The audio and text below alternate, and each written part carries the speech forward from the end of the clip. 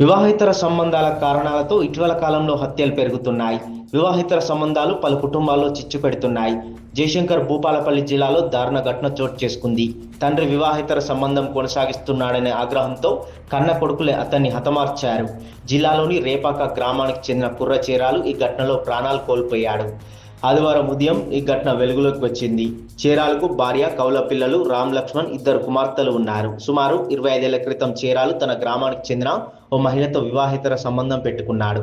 ఈ విషయంపై కుటుంబంలో గొడవలు జరగడంతో 10 ఏళ్ల క్రితం ఆయన తన కుటుంబంతో కలిసి హైదరాబాద్కు వలస వెళ్లాడు. ఇటీవల చేపర చెరువు లీజు వ్యవహారంపై 10 రోజుల క్రితం తిరిగి స్వగ్రామానికి వచ్చి మళ్లీ పాత ప్రియురాలి ఇంట్లోనే ఉండడం మొదలుపెట్టాడు.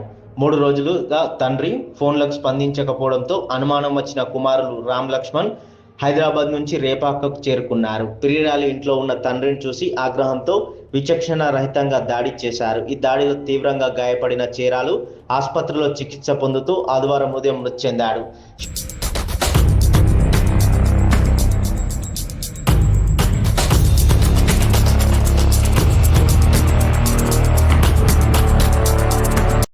అర్ధరాత్రి కొడుకులు గొడ్డలితో దాడి చేశారని, అడ్డు వచ్చిన మహిళ మెడలోని బంగారు గొలుసు లాక్కొని పారిపోయారని పోలీసులు పేర్కొన్నారు.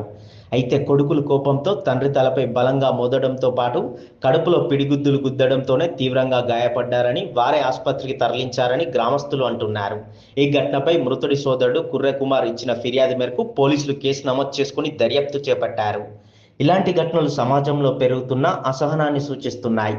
తండ్రి ప్రవర్తన తప్పు అనిపించినప్పుడు పెద్దల ద్వారా లేదా చట్టపరంగా పరిష్కరించుకోవాలి తప్ప ప్రాణాలు తీయడం వల్ల పరిష్కారం కాదని పలువురు అంటున్నారు.